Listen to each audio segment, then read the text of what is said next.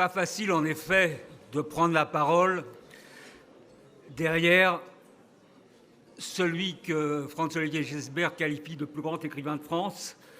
Et c'est l'avis d'un orfèvre en la matière, parce que Franz-Olivier Gisbert n'est pas non plus le dernier écrivain de France.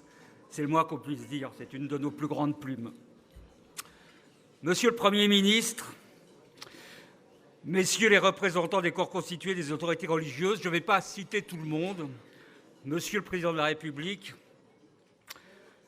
le pire n'est jamais certain, dit-on, mais il peut arriver. Tout ce que nous redoutions, tout ce que nous dénoncions, s'est hélas produit avec le nettoyage ethnique du Haut-Karabakh, où il ne reste aujourd'hui quasiment plus aucun Arménien. Progressant grâce à la manne pétrolière au son des armes de la 5e génération, la marche turque a ainsi réalisé une nouvelle avancée dans un processus que l'historien Vincent Duclerc, ici présent, président de la commission de recherche sur le Rwanda, qualifie de génocide long. Ces événements dramatiques, dont on épargnera à notre vénérable assistance la description, donne hélas a posteriori raison à la partie arménienne qui, depuis le pogrom anti-arménien de février 1988 dans la ville azerbaïdjanaise de Sumgait, a tenté par tous les moyens de renverser le destin funeste que lui promettait le régime Aliyev, finalement en vain. Cette terre d'Artsakh où les Arméniens ont construit leur histoire pendant 2500 ans n'entendra plus jamais ses habitants prier Dieu dans leurs églises. Elle ne verra plus jamais ses enfants apprendre l'alphabet de Mesrop Mashtots dans leurs écoles. Elle ne les écoutera plus entonner les chants sacrés de Komidas inscrits au patrimoine mondial de l'humanité, ni glorifier les noms des héros du mouvement arménophile, de Jean Jaurès à Charles Péguy, d'Anatole France à Pierre Quillard, en passant par Georges Clémenceau ou San Francis de Pressensé, dans le centre culturel Peul-et-Loire de Stepanakert.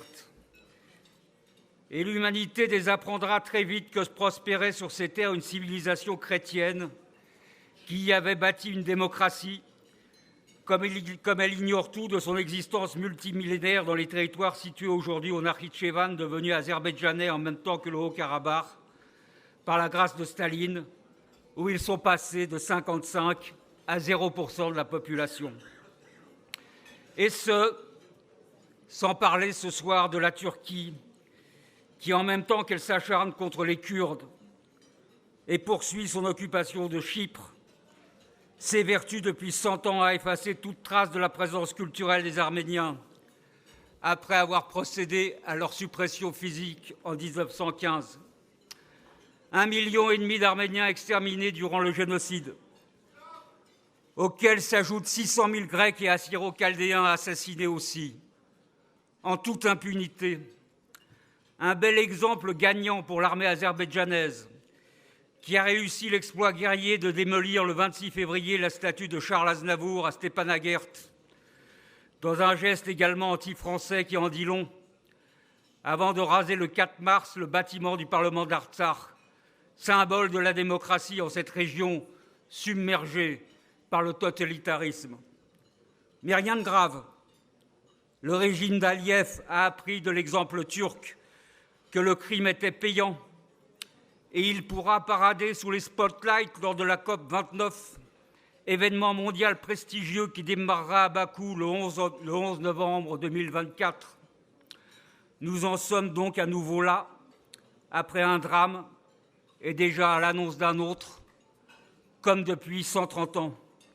La prochaine étape, le sud convoité du pays, verrou stratégique qui fait obstacle à la continuité territoriale pan-turque et bloque matériellement le grand retour de l'Empire ottoman rénové de la Méditerranée jusqu'à la muraille de Chine, selon l'expression de l'ancien président turc Süleyman Demirel. Face à ces vents violents et en tension avec la Russie depuis la révolution de velours de 2018, l'Arménie a décidé de s'ouvrir sur l'Occident pour garantir sa sécurité. Une stratégie en cohérence avec son nouveau paradigme démocratique qui l'a conduit à renouer avec son tropisme culturel pro-européen, forgée en profondeur par ses siècles de présence au bord de la Méditerranée, avant qu'elle n'en soit effacée. Une période historique multiséculaire dont la mémoire a survécu à 80 ans de chape de plomb soviétique. Au cœur de ce tournant, mes chers amis, toute la problématique stratégique tourne aujourd'hui autour de la question de savoir si le soleil se lèvera à l'ouest pour l'Arménie ou si l'Occident fantasmé ratera son rendez-vous avec l'histoire. On rencontre sa destinée, souvent, par les chemins que l'on prend pour l'éviter, écrivait Jean de La Fontaine. Des vers qui invitent à la méditation, à l'heure où, avec le recul des démocraties, sauf justement en Arménie, l'alignement des planètes n'a rien de rassurant. Et pourtant, nous sommes là. Et pourtant, l'Arménie envisage de poser sa candidature à l'Union européenne, tandis que, parallèlement, l'Assemblée parlementaire du Conseil de l'Europe décidait le 24 janvier d'exclure l'Azerbaïdjan de son hémicycle. Et pourtant, dans la foulée de cette fierté grandiose que fut pour les Français d'origine arménienne la panthéonisation de Missak Manouchian, merci, Monsieur le Président de la République.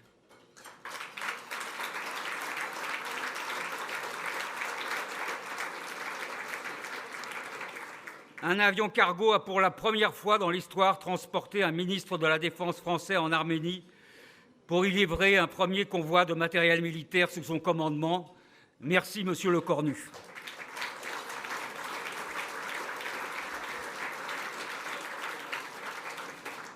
Et pourtant, notre très chère maire de Paris, Anne Hidalgo,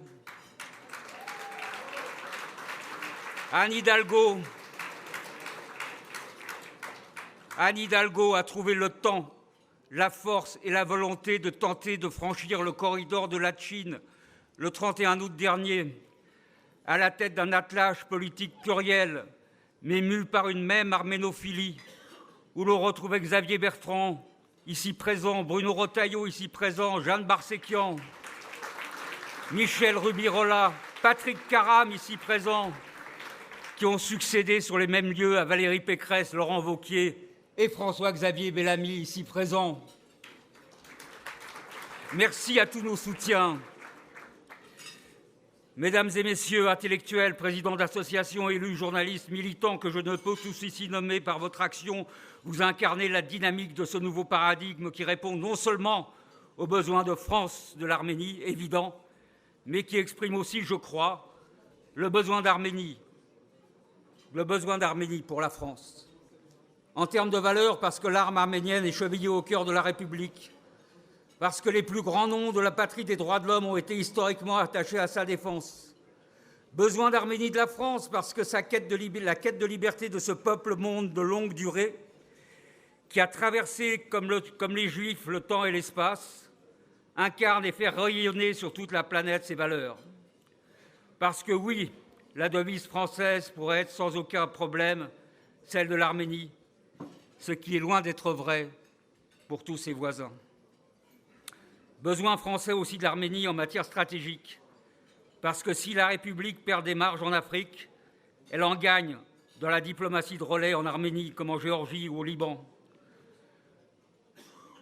Qu'en tant que territoire de transit nord-sud et est-ouest, le passage par l'Arménie constitue la route la plus courte entre l'Europe et l'Indo-Pacifique, et que son partenariat militaro-politique avec l'Inde entre en résonance avec les intérêts stratégiques de la France, comme l'a symbolisé la présence du Premier ministre indien Narendra Modi au dernier défilé du 14 juillet. Alors, pour paraphraser la célèbre formule d'un grand écrivain américain, ils en ont aussi, même si les choses sont sans espoir, il faut faire l'impossible pour les changer. C'est le dernier défi de l'Arménie. Il est existentiel. Essayons d'en être dignes. Essayons d'en être à la hauteur. Je vous remercie.